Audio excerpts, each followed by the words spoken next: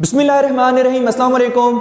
My name is सफ़र एहसान and this is your channel physics का सफ़र। तो पहले हमने डिस्कस किया था simple harmonic motion and uniform circular motion को। आज हम डिस्कस करेंगे phase of simple harmonic motion. अच्छा, फेज़ का जब भी आपके माइंड में वर्ड आए तो सिंपली बस ये कहना है कि फेज़ मतलब एंगल, फेज़ मतलब एंगल। अब ये कौन सा एंगल है और हमें क्या बताता है, वही सारी चीज़ें आज हमने इस लेक्चर में देखनी है। तो सबसे पहले इसकी डेफिनेशंस को देखते हैं, लेकिन अभी वो समझाएंगे नहीं। जब ये डायग्राम और ये सारी चीज़ें समझा लेंगे उसके बाद जब हम डेफिनेशन पाएंगे तो फिर इंशाल्लाह हलवा हो जाएगा। The angle theta which specifies the displacement as well as the direction of the point executing simple harmonic motion is known as phase। अब देखिए, ये जो मैंने कहा है कि फेज मतलब सिंपली एंगल, अब ये हमें क्या बताएगा? ये हमें बताएगा कि अगर कोई पॉइंट, अगर कोई बॉडी सिंपल हार्मोनिक मोशन कर रहा है तो उस पॉइंट की, उस बॉडी की पोजीशन को और उसकी डिस्प्लेसमेंट की डायरेक्शन को हमें बताएगा। अब वो किस तरह से बताएगा वो चीज़ पहले हम देख लेते हैं, ठीक है? बाद में इसके वो केसेस की तरफ चलते हैं। तो पहले थोड़ी सी पिछली चीज़ें डिस्कस कर लेते हैं। हमने कहा था कि अगर कोई पार्टिकल है और वो क्या कर रहा है, इस तरह से सर्कुलर मोशन कर रहा है, एक पार्टिकल है वो क्या कर रहा है, सर्कुलर मोशन कर रहा है, तो उस पार्टिकल का जो प्रोजेक्शन है, उस पार्टिकल का जो शेडो है वो क्या कर रहा है, डायामीटर डी ई पे इस तरह से वाइब्रेटरी मोशन कर रहा है, यानी सिंपल हार्मोनिक मोशन कर रहा है।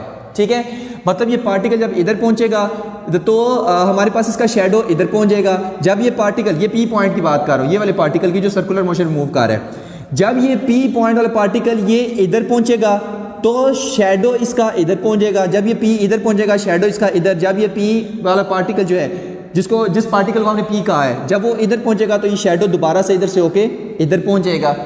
यानी कि पार्टिकल के मोशन के साथ साथ उसका जो शेडो है वो डायामीटर पे इस तरह से टू एंड फ्रो मोशन कर रहा है, यानी कि सिंपल हार्मोनिक मोशन कर रहा है।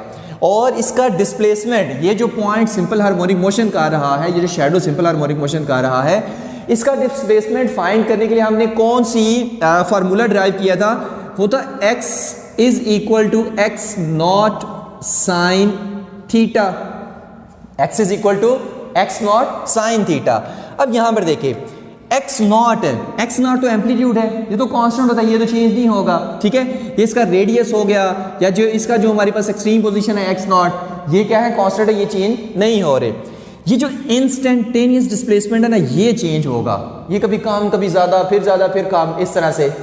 अगर ये चेंज नहीं हो रहा तो इंस्टेंटेनियस डिस्प्लेसमेंट की वैल्यू किस पे डिपेंड कर रही है? सिर्फ थीटा पे। अभी ये जंतर मंतर लग रहा होगा, आगे जाके ये हलवा होने वाला है। इस डिस्प्लेसमेंट, इंस्टेंटेनियस डिस्प्लेसमेंट की वैल्यू किस पे डिपेंड कर रही है? थीटा पे, एंगल पे।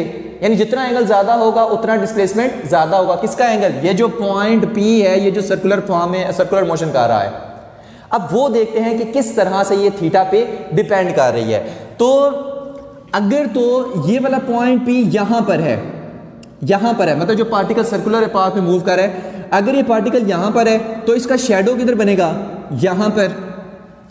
तो यहां पर क्या होगा, इसके शेडो जो इसका जो प्रोजेक्शन है, ये इसकी क्या है, ये मीन पोजीशन है। तो हमने कहा कि यहां पर इसकी क्या है, मीन पोजीशन है, और एंगल कितना है, O1 के साथ ये जो पार्टिकल जो मूव कर रहा है, इसका एंगल कितना है? 0। एंगल कितना है? 0 है। तो यहां पर हमने 0 लिख दिया। ओके हो गया।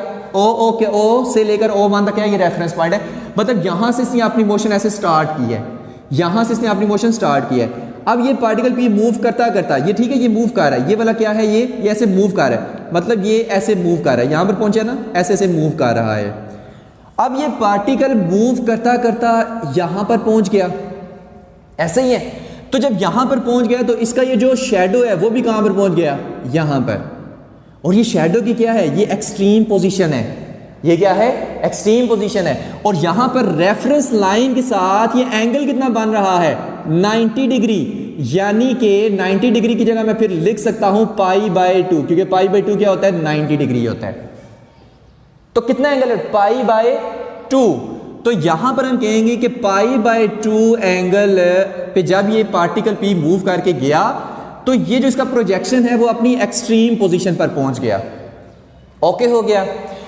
उसके बाद ये पार्टिकल इधर से मूव करके इधर आ रहा है, ये पार्टिकल क्या कर रहा है, इधर से मूव करके नीचे की तरफ आ रहा है। जब यहां पर पहुंचा तो ये इसका एंगल कितना है, पाई। सर्कल में आपको पता है ना 0, π/2, पाई, 3π/2, 2 पाई, पूरा सर्कल 2 पाई का होता है, ठीक है, 2 पाई रेडियन का।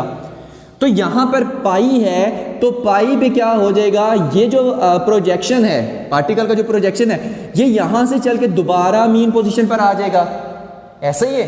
तो यहां पर हम कहेंगे कि ये यहां पर आ गया पाई, बाद में बताएंगे ये हम क्यों कर रहे हैं। उसके बाद ये पार्टिकल मूव करके यहां पर आया तो इसका प्रोजेक्शन जो है वो भी मूव करके यहां पर आ गया, और यहां पर एंगल कितना 3π/2। तो यहां पर हम लिख लेंगे कि 3π/2 पे जो पार्टिकल का प्रोजेक्शन है वो यहां पर आ गया, मतलब यहां से यहां पर आ गया, ओके हो गया। फिर पार्टिकल यहां से मूव करके इधर गया तो एंगल कितना 2π, यानी कि यहां से मूव करके दोबारा फिर ये जो प्रोजेक्शन है पार्टिकल का वो भी मूव करके मीन पोजीशन पर चला जाएगा, ओके हो गया, यानी दोबारा से इधर फिर 2π। अब गौर से सुनना है कि ये मैं इसमें समझाना क्या चाह रहा हूं, दो गौर से। अब अगर सिर्फ हमें पता हो ना थीटा का, सिर्फ पता हो थीटा का, तो हम बता सकते हैं कि ये जो प्रोजेक्शन है इस पार्टिकल P का, उसका डिस्प्लेसमेंट किधर है और किस डायरेक्शन में है। जैसे यहां पर देखें ये पार्टिकल की प्रोजेक्शन की ये मोशन है, ये ओके हो गया। इसका फिर हम बता सकते हैं कि डिस्प्लेसमेंट और डायरेक्शन किस तरफ है किसी भी पॉइंट पर, अगर हमें थीटा का पता हो। अब वो देखना है किस तरह से है, देखें। अब मुझे ये नजर नहीं आ रहा, मुझे ये नजर नहीं आ रहा, मैं कह रहा हूं कि जो पार्टिकल P है वो किधर पहुंच गया, π/2 पे पहुंच गया। बताओ पार्टिकल का जो प्रोजेक्शन है वो इस टाइम किधर है, मैं कहूंगा वो अपनी एक्सट्रीम पोजीशन पर है। अगर मुझसे पूछे कौन सी एक्सट्रीम पोजीशन है, मैं कहूंगा ऊपर वाली। ऐसे वर्टिकल मैंने उसका टू एंड फ्रो मोशन लिया ना, तो उसमें हम बात कर रहे हैं, मैं कहूंगा ऐसे ऊपर वाली है। अच्छा, अगर वो कहे भाई पार्टिकल का जो है वो 3π/2 पे है, पार्टिकल जो सर्कुलर पाथ में मूव कर रहा है वो एंगल 3π/2 बना रहा है, तो उसका जो प्रोजेक्शन है वो इस टाइम किस तरफ है, तो मैं कहूंगा भाई एक्सट्रीम पोजीशन पर है। कहेगा डायरेक्शन बताओ कौन सी एक्सट्रीम पोजीशन, ऊपर वाली या नीचे वाली, मैं कहूंगा नीचे वाली, ये 3π/2 है। अगर वो कहेगा कि पार्टिकल मीन पोजीशन पर है, इसका मतलब है एंगल 0 है या पाई है, यानी कि सिर्फ मुझे पता हो कि π/2 है, 3π/2 है, 0 है, 2π है, कहां पर है, तो मैं बता सकता हूं कि पार्टिकल मीन पोजीशन पर है या एक्सट्रीम पोजीशन पर है। एक तो ये बता सकता हूं, दूसरी चीज मैं बता सकता हूं कि अगर एक्सट्रीम पोजीशन पर है तो कौन सी एक्सट्रीम पोजीशन पर है, ऊपर वाली या नीचे वाली, मतलब डायरेक्शन का भी मैं बता सकता हूं। अगर π/2 की तरफ पार्टिकल जा रहा है, π/2 की तरफ ऐसे पार्टिकल जा रहा है, तो इसका प्रोजेक्शन, इसका मतलब है ऊपर की तरफ जा रहा है, इसका डिस्प्लेसमेंट की डायरेक्शन अपवर्ड है। अगर पार्टिकल भी ऐसे नीचे की तरफ आ रहा है और 3π/2 की तरफ आ रहा है, इसका मतलब उसका जो प्रोजेक्शन है वो ऐसे नीचे की तरफ आ रहा है, 3π/2 की तरफ आ रहा है। यानी कि एंगल थीटा, ये जो एंगल थीटा है, ये जो एंगल थीटा है विच स्पेसिफाइज द डिस्प्लेसमेंट, इस टाइम बॉडी का की पोजीशन कौन सी है, कहां पर है, कौन सा ये जो पॉइंट सिंपल हार्मोनिक मोशन कर रहे हैं इसकी बात कर रहे हैं, इसकी पोजीशन कहां पर है, as well as the direction of the point executing simple harmonic motion, और इसके डिस्प्लेसमेंट की डायरेक्शन किधर है वो भी हमें पता चल सकती है इस थीटा की मदद से। ओके हो गया, इज नोन एज फेज। तो यहां तक थी फेज की कहानियां कि फेज हमें बताता है डिस्प्लेसमेंट पार्टिकल का किधर है, पार्टिकल की प्रोजेक्शन का, और उसके डिस्प्लेसमेंट की डायरेक्शन किधर है, तो ये हमें पता चल जाएगा। नेक्स्ट हम इसकी बात करते हैं कि अगर हमारे पास, यहां पर हम देख लेते हैं, अगर मैं कह रहा हूं टाइम कितना है, t = 0 है, यहां पर ये इसकी मेन पोजीशन है और डायामीटर DE, और यहां पर कोई पार्टिकल का जो प्रोजेक्शन है वैसे मूव करेगा। मैं कह रहा हूं पार्टिकल P यहां पर है, तो t = 0 पे टाइम कितना है, 0, टाइम 0 है, इसका मतलब है पार्टिकल यहां पर है, मतलब मीन पोजीशन पर है अपनी, ऐसा ही है ना। तो जब मीन पोजीशन, मैं कहूंगा आफ्टर कुछ अगर टाइम गुजर जाए, आफ्टर t सेकंड, अब टाइम कितना t है, मतलब 1 सेकंड बाद है, 2 सेकंड बाद, 3 सेकंड बाद, मान लें पार्टिकल यहां पर पहुंच गया और एंगल कितना बना रहा है, थीटा, ठीक है। तो हमें थीटा फिर बता सकता है कि जो उसकी प्रोजेक्शन है इसका डिस्प्लेसमेंट डायरेक्शन किस तरफ है। लेकिन यहां पर जो आपकी बुक वाले ने दो केसेस लिए हैं, जो दो जनरल केसेस लिए हैं, उनके अकॉर्डिंग क्या है वो चीज देखते हैं। कहता है कि मान ले कि जो पार्टिकल है, जब एंगल, इसको गौर से समझना है, जब एंगल O और O1 के साथ जब वो एंगल फाई बना रहा है, फाई कोई भी एंगल हो सकता है, तो पार्टिकल की पोजीशन कहाँ है, यहां पर, जो सर्कुलर पाथ में मूव कर रहा है, पार्टिकल यहां पर है, और मैंने इसको ऑब्जर्व ही यहां से करना शुरू किया है। गौर से सुने, पार्टिकल यहां पर नहीं है, पार्टिकल यहां पर था, फिर मैंने इसको ऑब्जर्व करना शुरू किया, और यहां पर जब होता हो तो मैंने कहा इस वक्त जब time t is equal to 0 है तो पार्टिकल अपनी मीन पोजीशन पर नहीं है। इसको गौर से समझना है, जब time t is equal to 0 है, पार्टिकल अपनी मीन पोजीशन पर नहीं है, बल्कि अपनी मीन पोजीशन से कुछ ना कुछ ऐसे एंगल, फाई एंगल बना के यहां पर है, और मैंने यहां से इसको ऑब्जर्व करना शुरू किया है। और इसको मैं कहूंगा ये इसका इनिशियल फेज है, मतलब यहां से पार्टिकल को मैंने ऑब्जर्व करना शुरू किया, और मैंने कहा यहां से यहां पे time t is equal to 0 degree है। ओके हो गया, मतलब यहां से ऑब्जर्व करना शुरू किया है। After time t second, 2 second 3 second, कुछ टाइम गुजरने के बाद ये पार्टिकल किधर पहुंच गया, इधर पहुंच गया, और इसने मजीद जो एंगल कवर किया वो कितना कवर किया, ओमेगा टी, यानी थीटा इज इक्वल टू क्या होता है, omega t, omega is equal to theta by t, theta is equal to omega t. Initial phase इसका कितना है, इनिशियल फेज कितना है, फाई, जब time t is equal to 0 था, मैंने ऑब्जर्व भी यहां से इसको करना शुरू किया है, तो मैंने कहा time t is equal to 0 पे ये यहां पर था, और जो रेफरेंस लाइन से एंगल बना रहा था वो फाई था।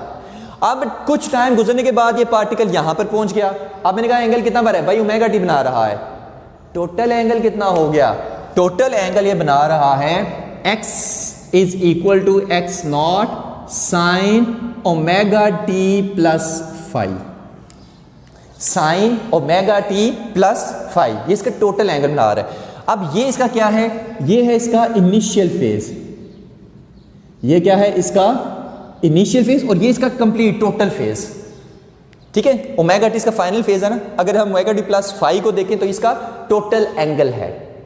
तो x is equal to x naught sine omega t plus phi, जब पार्टिकल यहां से अपनी मोशन को स्टार्ट कर रहा है, तो यहां पे पहुंचा, और ये ओके हो गया। अब नेक्स्ट देखते हैं, नेक्स्ट एक और उसने केस इस तरह का बना दिया, कहता है कि पहले तो मैंने जब पार्टिकल यहां पर था तब ऑब्जर्व करना शुरू किया था, अब पार्टिकल यहां पर है अब पार्टिकल किधर है, यहां पर है, और अब मैंने इसको ऑब्जर्व करना शुरू किया है। मतलब पहले तो यहां पर था, मैंने इसको ऑब्जर्व करना शुरू किया, मैंने कहा time t is equal to 0 पे पार्टिकल यहां पर है, और ये इसका फाई जो यहां पे एंगल सा बन रहा था वो इसका इनिशियल फेज है।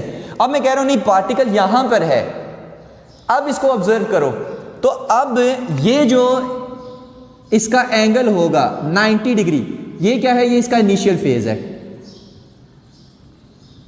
मतलब जब मैंने पार्टिकल को ऑब्जर्व करना शुरू किया तो O1 के साथ तो पहले ही 90 के एंगल पे था, अब मैंने इसको ऑब्जर्व करना शुरू किया, मैंने कहा अच्छा अब देखते हैं, पहले तो 90 एंगल पे है, चलो अब देखते हैं, अब मूव कर जरा। तो क्या हुआ, कुछ टाइम गुजरने के बाद, आफ्टर टाइम t सेकंड, क्या हुआ, ये पार्टिकल यहां से चल के यहां पर आ गया, यहां पर आ गया। अब इसने जो मजीद एंगल कर गया वो कितना गया, omega t, theta is equal to omega t. Okay हो गया, पार्टिकल जब यहां था, अब मैंने इसको ऑब्जर्व किया, अब यहां से मूव करके यहां पर आ गया, तो मुझे कहा जा रहा है बताओ इसने टोटल एंगल कितना कवर किया। तो मैं फिर पता क्या लिखूंगा, मैं फिर लिखूंगा इसके लिए लिखने वाले हैं, इसके लिए x is equal to x naught sine, x is equal to x naught sine omega t plus 90 degree. 90 degree क्यों, क्योंकि पहले इनिशियल फेज कितना था, फाई था, पहले कितना था, फाई, लेकिन अब इनिशियल फेज जब मैंने इसको ऑब्जर्व करना चाहिए, अब वो 90 था, 90 पे फिर वो ओमेगा टी पर गया है। तो ये चीज इसमें याद रखनी है। अब यहां पर देखिए साइन ओमेगा टी प्लस 90 कितना होता है, वो होता है cos omega T. Sign omega t plus 90 हो या साइन ओमेगा टी माइनस 90 हो, क्या आंसर आता है, कॉस ओमेगा टी आता है। ठीक है, यहाँ पे इसमें एक फार्मूला लगाते हैं, sine alpha cos beta plus cos alpha sign beta, जिसमें ओमेगा टी अल्फा है 90, बीटा आप रख लें तो देखना कॉस ओमेगा टी ही आएगा। ठीक है, तो इसको सॉल्व करने से जो हमारे पास आंसर आता है x is equal to x naught sine omega t plus 90 क्या होता है, cos omega t, cos omega t. ये फेज देखे, बाद में बताएंगे हम सारा कुछ कर क्यों रहे हैं, क्या भाई कभी पार्टिकल यहाँ से हम कहते हैं यहाँ से ऑब्जर्व करें, फिर कहते हैं नहीं भैया यहाँ से ऑब्जर्व करें, ये चल क्या रहा है तो माशा लगा हुआ है, तो ये हो क्या रहा है, वो चीज़ आप डिस्कस करने वाले हैं। देखिए अगर आखिरी बात है इस टॉपिक में, अगर पार्टिकल अपनी मोशन को स्टार्ट करे मीन पोजीशन से, अगर पार्टिकल अपनी मोशन को स्टार्ट करे मीन पोजीशन से, तो आपने कौन सा फार्मूला लिखना है, x is equal to x naught sine omega t.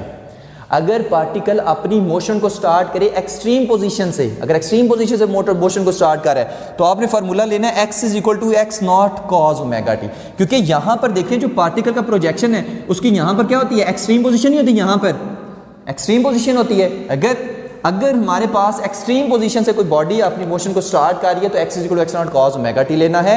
अगर, और एक और बात, बार बार ये जो एक्सट्रीम और मीन कर रहे हैं, ये जो पार्टिकल के प्रोजेक्शन है इसकी हम एक्सट्रीम और मीन की बात कर रहे हैं, ठीक है। इस पार्टिकल की मीन और एक्सट्रीम नहीं समझ लेनी, इसका जो प्रोजेक्शन है इसकी एक्सट्रीम और मीन की बात कर रहे हैं। तो अगर मीन से शुरू करें तो फिर हम x naught sine omega T लेंगे। अगर एक्सट्रीम से शुरू करे पार्टिकल का जो प्रोजेक्शन है वो अपनी मोशन, या कोई भी बॉडी एक्सट्रीम पोजीशन अपनी मोशन स्टार्ट करे सिंपल हार्मोनिक मोशन करते हुए, तो उसके लिए हम लेंगे x is equal to x naught cos omega t. तो ये सारी कहानियां थी फेज की। होप सो अगर इसका कोई स्क्रीनशॉट लेना चाहता है तो ले सकता है। होप सो कि आपको समझ आ गई होंगी। तो thank you very much. Allah Hafiz.